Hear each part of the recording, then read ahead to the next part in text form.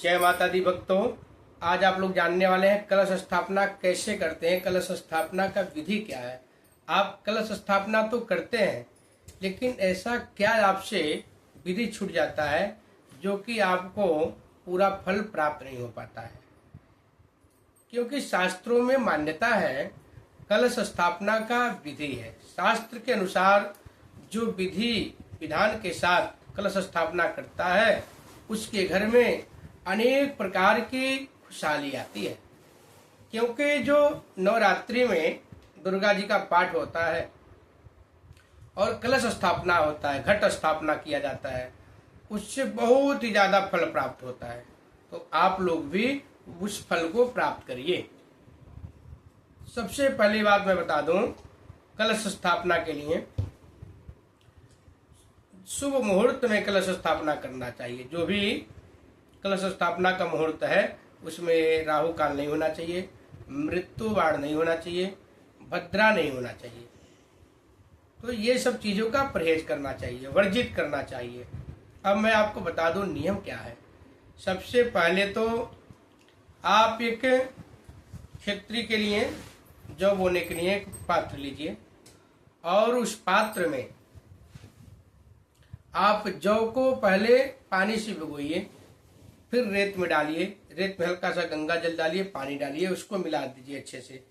मिलाने के बाद उसको बराबर कर दीजिए और अपने पूजा स्थल पर रख लीजिए। ये काम पहले करके रखना चाहिए। फिर आप और शुभ मुहूर्त में, नहीं कि कभी भी करते, जब मुहूर्त शुरू होगा तब करना, सबसे पहले काम ये कर लेना है। फिर आप एक लाल आसन बिछा करके बैठ जाएंगे। फिर एक चौकी पे माता रानी का स्थापित करेंगे। माता रानी का फोटो हो, तस्वीर, आप माता रानी का स्थापित करके फिर आप अगर अखंड ज्योत जलाना चाहते हैं तो अखंड ज्योत रखिए। अगर आप केवल जब तक पूजा करते हैं केवल उतनी देर के लिए ज्योत जलाना चाहते हैं तो उस तरह से ज्योत अपना तैयार कर लें। जो भी आपका ज्योत रहेगा, अखंड रहेगा अखंड, अगर थोड़ी देर के लिए जलाएंगे तो उसी तरह से तैयारी करना है। और कलश रखना है आपको। मिट्टी का कलश होता है या तो पीतल या तांबे का कलश रखा जाता है। कलश में सबसे पहले गंगा जल डालना चाहिए, फिर जल डालना चाहिए। जल डालने के बाद फिर उसमें कलावा डालिए।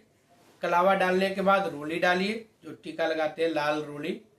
रोली डालने के बाद उसमें थोड़ा सा चावल डालना चाहिए, थोड़ी सी हल्दी डालना चाहिए, थोड़ा सा दुर्वा घास डालना चाहिए, फूल डालना चाहिए। एक सुपारी कलश में डाल दीजिए, एक सिक्का डाल दीजिए कलश में। ये सारी सामग्री कलश में डाल दीजिए। एक आता है सर्व औषधि, सर्व औषधि भी कलश में डाल देना चाहिए। और सप्तमृत्तिका, 7 जगह की मिट्टी आती है, उसको भी कलश के अंदर डाल देना चाहिए। फिर आम के पत्ते डालना चाहिए। आम के पत्ते डाल करके उसके ऊपर कलश का नारियल रखना चाहिए। कलश के नारियल में या तो लाल कपड़ा बांधते हैं, नहीं तो चुन्नी बांध दिया जाता है। फिर उसको कलश के ऊपर नारियल को रख दीजिए और जहां भी कलश रखेंगे सबसे पहले उसके नीचे चावल होना चाहिए। चावल रख के फिर कलश को स्थापना करना चाहिए। ये जो विधि है शास्त्र के अनुसार विधि है, शास्त्रोक्त विधि है।